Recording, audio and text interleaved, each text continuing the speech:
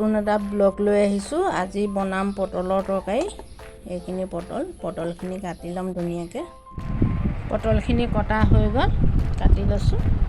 সম্পূৰ্ণ বাকলিখিনি গুচোৱা নাই, সম্পূৰ্ণ গুচাই দিলে বেছি কোমল হৈ যাব। মাজে মাজে মছলা সোমাবৰ কাৰণে কাটি দিছোঁ।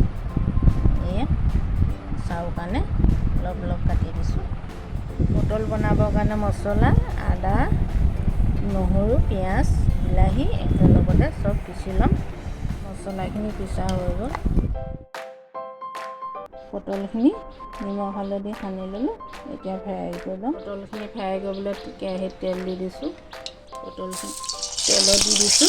এপিচ এপিচকৈ মাছ ফ্ৰাই কৰাটো ভাজি ল'ম।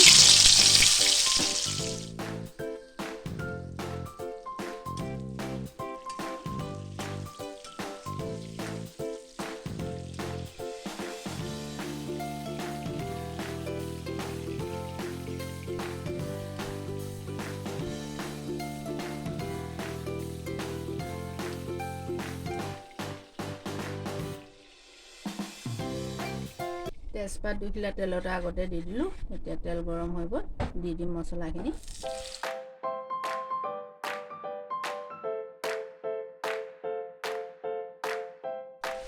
নিমখ দি দিম।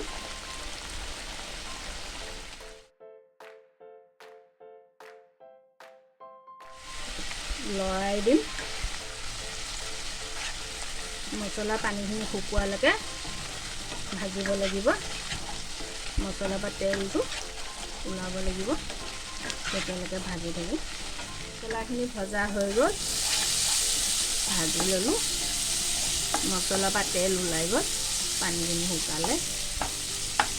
এতিয়া ইয়াতে দি দিম এচামুচ ঘি, সোৱাদৰ কাৰণে এচামুচ ঘি দি দিছোঁ। আকৌ লৰাই দিম।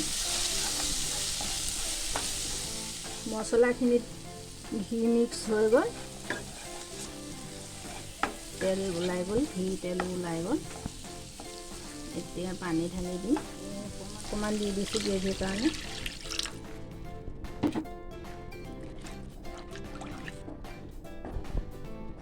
গ্ৰেভিটো হৈ গ'ল, পানী ঢালি দিলোঁ। ইয়াতে পটলখিনি ঢালি দিম। পটল ঢালি দিছোঁ। তৰকাৰীখিনি উতল আহি গ'ল। পানী আৰু অলপ শুকাব লাগিব। তৰকাৰীখিনি হৈ গ'ল,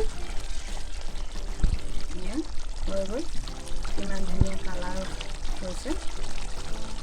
হৈ গ'ল, এতিয়া নমাই দিম। আজি আমাৰ নতুন ব্লগটো কেনেকুৱা লাগিলে জনাব। ভাল লাগিলে নে কেনেকুৱা লাগিলে ক'ব।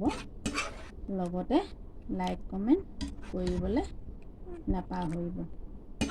চেনেলটো ছাবস্ক্ৰাইব কৰি দিব।